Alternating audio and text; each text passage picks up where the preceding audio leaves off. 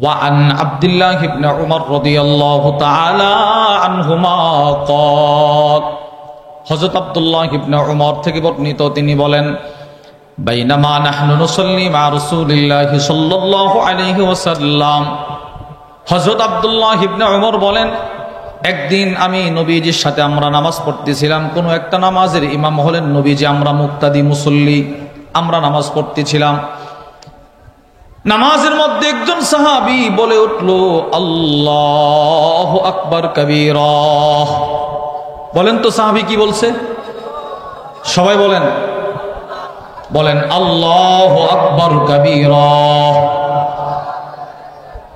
ওয়ালহামদুলিল্লাহি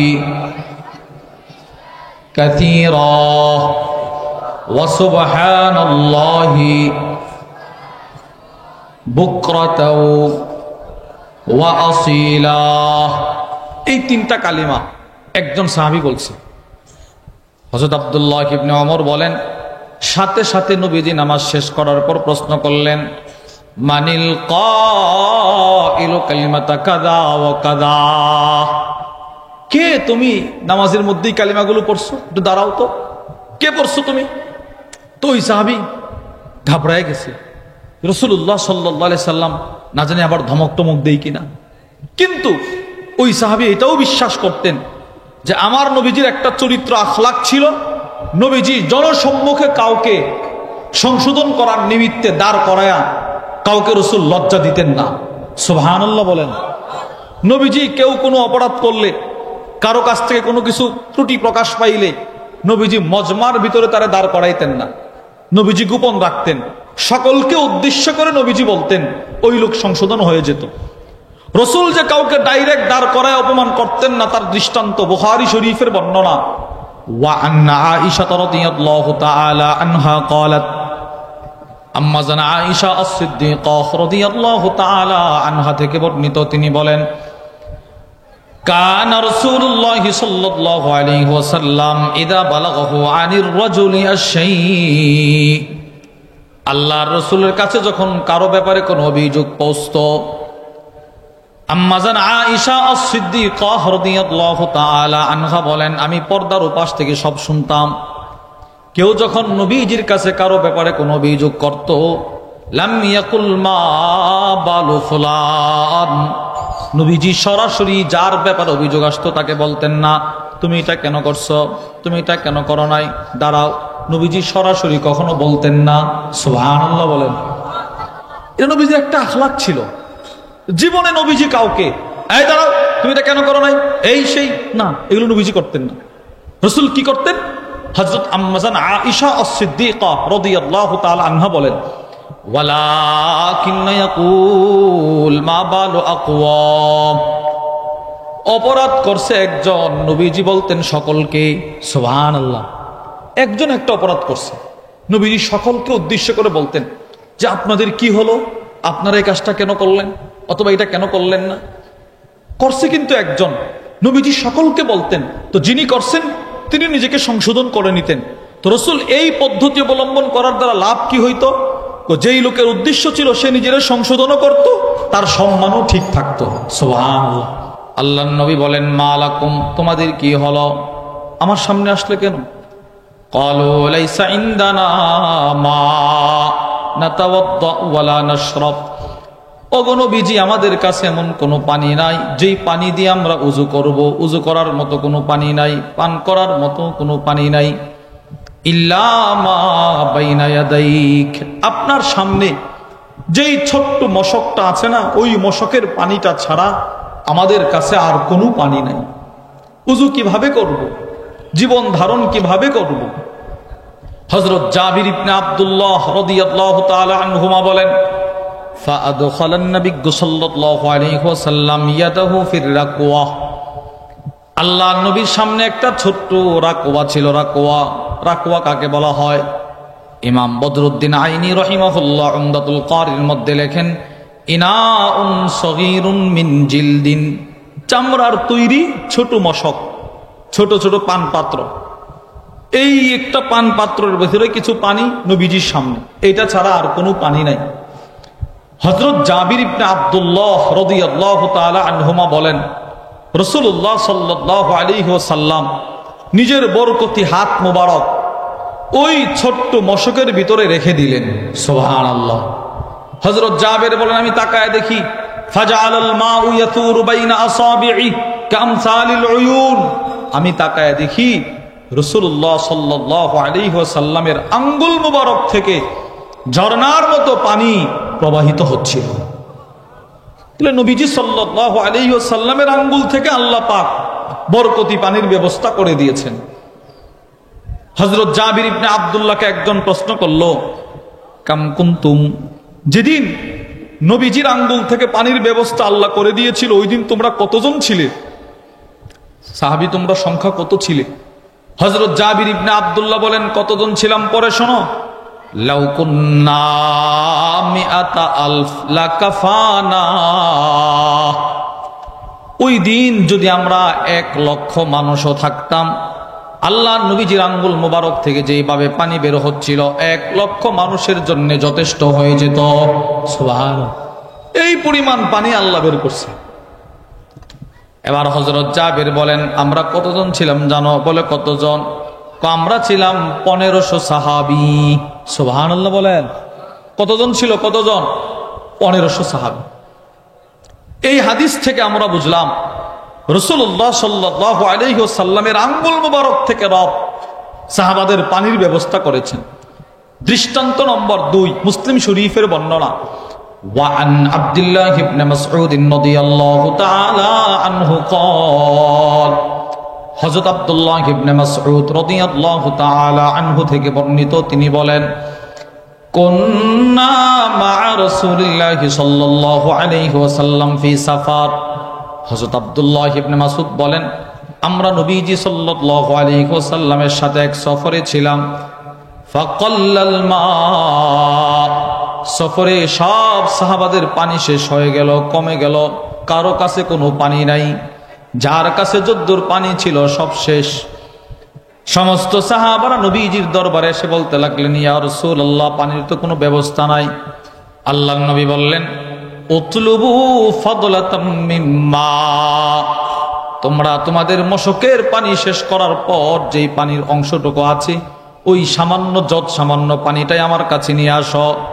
ফাজাউ বিইনাইন, সব সাহাবারা একটা মশক নিয়ে আসলো, ছোট্ট একটা পানপাত্র। এটার ভিতরে অল্প একটু পানি ছিল, অল্প একটু পানি, এই অল্প একটু পানি নবীজির কাছে দিছে। হযরত আব্দুল্লাহ ইবনে মাসউদ বলেন, আমি তাকায় দেখি রাসূলুল্লাহ সাল্লাল্লাহু আলাইহি ওয়াসাল্লাম ওই ছোট্ট মশকটার ভিতরে নিজের ডান হাতটা ঢুকায় দিলেন। সুবহানাল্লাহ বলেন। নবীজি নিজের হাত ঢুকায় দিছে। আল্লাহর রাসূল ডান হাত প্রবেশ করার পর, হাত মোবারক প্রবেশ করার পর হযরত আব্দুল্লাহ ইবনে মাসউদ বলেন, নবীজি সব সাহাবাদেরকে ডাক দিলেন, হাইয়া আলাত তাহুরিল মুবারাক, এই সাহাবারা বরকতপূর্ণ পানি নেওয়ার জন্য তাড়াতাড়ি আসো, তাড়াতাড়ি আসো। সাহাবায়ে কেরাম দৌড়ায় নবীজির কাছে আসতেছেন। আল্লাহর রাসূল বলেন, এতক্ষণ পর্যন্ত কোনো পানির ব্যবস্থা ছিল না। ওয়াল বারাকাতু মিনাল্লাহ, এই মুহূর্তে যেই পানিটা আসতেছে ওই পানিটা সরাসরি আল্লাহর পক্ষ থেকে বরকত। নবীজি সাল্লাল্লাহু আলাইহি ওয়াসাল্লামের আঙ্গুলের ছোঁয়ায়, নবীজির হাত মোবারকের ছোঁয়ায় আল্লাহ পাক 1400 সাহাবীর পানির ব্যবস্থা করে দিয়েছেন। ওই পানিটা না জেনে কত মিষ্ট ছিল, কত সুঘ্রাণযুক্ত ছিল। কারণ আপনার নবী, আমার নবী হযরত মুহাম্মদ সাল্লাল্লাহু আলাইহি ওয়াসাল্লাম, রাসূলুল্লাহ সাল্লাল্লাহু আলাইহি ওয়াসাল্লামের পুরো শরীরে একটা মেশকে আম্বরের সুঘ্রাণ ছিল, জান্নাতি মেশকে আম্বরের সুঘ্রাণ। আল্লামা ইবনুল হাজার আসকালানী রাহিমাহুল্লাহ ফাতহুল বারির মধ্যে লেখেন, কানা রাসূলুল্লাহ সাল্লাল্লাহু আলাইহি ওয়াসাল্লাম ইযা মাররা ফি তরিকিন মিন তুরুকিল মাদিনা, আল্লাহর রাসূল যখন মদিনার কোন রাস্তা দিয়ে একবার হেঁটে যেত, ওই রাস্তায় সাহাবায়ে কেরাম দিনের পর দিন নবীজির সুঘ্রাণ রাস্তার গাছের পাতায় পাতায় পেতেন। এই পরিমাণ সুঘ্রাণ ছিল। ওই নবীজির আঙ্গুল থেকে আল্লাহ পাক সাহাবাদের পানির ব্যবস্থা করেছে। প্রিয় ভাইয়েরা আমার, আমি আপনাদেরকে যে বিষয়টা বুঝাইতে চাইলাম, আল্লাহর রাসূল কায়নাতের মধ্যে সর্বশ্রেষ্ঠ, এতে কোনো সন্দেহ নাই। আল্লাহ পাক ওনাকে শ্রেষ্ঠত্বের মুকুট দিয়ে পৃথিবীতে পাঠিয়েছেন। তো রাসূলুল্লাহ সাল্লাল্লাহু আলাইহি ওয়াসাল্লামের জীবনে বহু ঘটনা এরকম ঘটেছে, যেই ঘটনাগুলোর ভিতরে আমাদের করণীয় কিছু নাই, বর্ণনার জন্য আছে, স্মরণীয় আছে, ওইগুলো স্মরণ করতে হবে, ওইগুলো বর্ণনা করতে হবে। এর দ্বারা নবীজির প্রেম, রসুলের প্রেস আমাদের অন্তরে বদ্ধমূল হবে। কিন্তু আমি নবীজির জীবন থেকে করবটা কি, এটাই আল্লাহ পাক আমার তিলাওয়াতকৃত আয়াতের মধ্যে বলতেছেন। বিসমিল্লাহির রহমানির রহিম, ওমা আতাকুমুর রাসূলু ফাখুযুহু। আল্লাহ রাব্বুল আলামিন বলেন, পৃথিবীর মানুষ, আমার দোস্ত তোমাদের কাছে যা যা নিয়ে আসছে তোমরা সেগুলো গ্রহণ করো। ওয়ামা নাহাকুম আনহু ফান্তাহু, আমার দোস্ত তোমাদেরকে যা থেকে নিষেধ করেছে তোমরা সেগুলো থেকে বিরত থাকো। রাসূল যা যা করেছেন, উম্মতকে যা যা করতে বলেছেন ওইগুলো করা। রাসূলুল্লাহ সাল্লাল্লাহু আলাইহি ওয়াসাল্লাম যেগুলো থেকে নিজে বিরত থেকেছেন, উম্মতকে বিরত রেখেছেন, ওইগুলো থেকে বিরত থাকা। নবীজি সাল্লাল্লাহু আলাইহি ওয়াসাল্লামের জীবনের প্রতিটা সেক্টরে সেক্টরে নবীজি যা করেছেন, উম্মতকে যা করতে বলেছেন, সাহাবা একরাম সেগুলোই করত।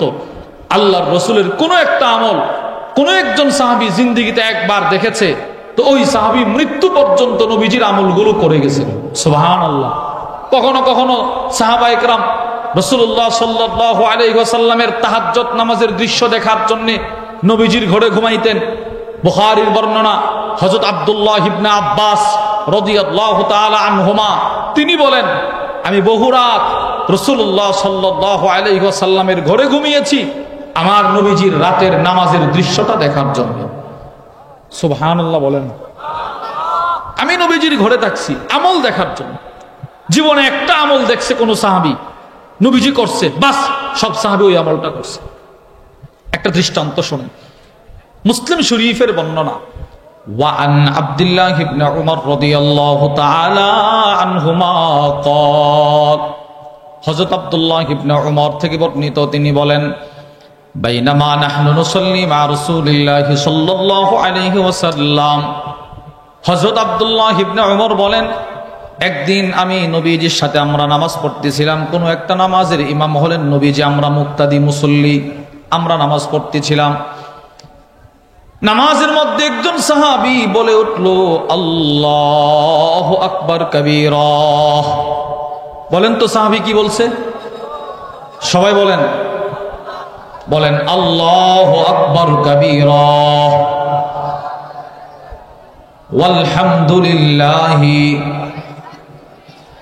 কাসীরা ওয়া সুবহানাল্লাহি বুকরাতাও ওয়া আসীলা। এই তিনটা কালিমা একজন সাহাবী বলছে।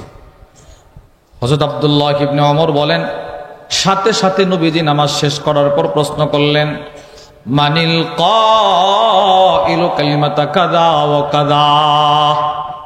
কে তুমি নামাজের মধ্যেই কালিমাগুলো পড়ছো? একটু দাঁড়াও তো, কে পড়ছো তুমি? তো ওই সাহাবী ঘাবড়ায় গেছে। রাসূলুল্লাহ সাল্লাল্লাহু আলাইহি সাল্লাম না জানি আবার ধমক টমক দেই কিনা। কিন্তু ওই সাহাবী এটাও বিশ্বাস করতেন যে আমার নবীজির একটা চরিত্র আখলাক ছিল, নবীজি জনসম্মুখে কাউকে সংশোধন করার নিমিত্তে দাঁড় করায়া কাউকে রাসূল লজ্জা দিতেন না। সুবহানাল্লাহ বলেন। নবীজি কেউ কোনো অপরাধ করলে, কারো কাছ থেকে কোনো কিছু ত্রুটি প্রকাশ পাইলে নবীজি মজমার ভিতরে তারা দাঁড় করাইতেন না, নবীজি গোপন রাখতেন। সকলকে উদ্দেশ্য করে নবীজি বলতেন, ওই লোক সংশোধন হয়ে যেত। রাসূল যে কাউকে ডাইরেক্ট দাঁড় করায় অপমান করতেন না, তার দৃষ্টান্ত বুখারী শরীফের বর্ণনা।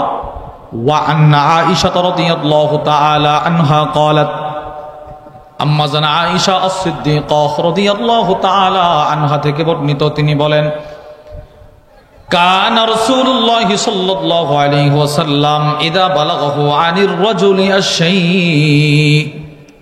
আল্লাহর রাসূলের কাছে যখন কারো ব্যাপারে কোনো অভিযোগ পৌঁছতো, আম্মা জান আয়েশা আস-সিদ্দিকা রাদিয়াল্লাহু তাআলা আনহা বলেন, আমি পর্দার ওপাশ থেকে সব শুনতাম।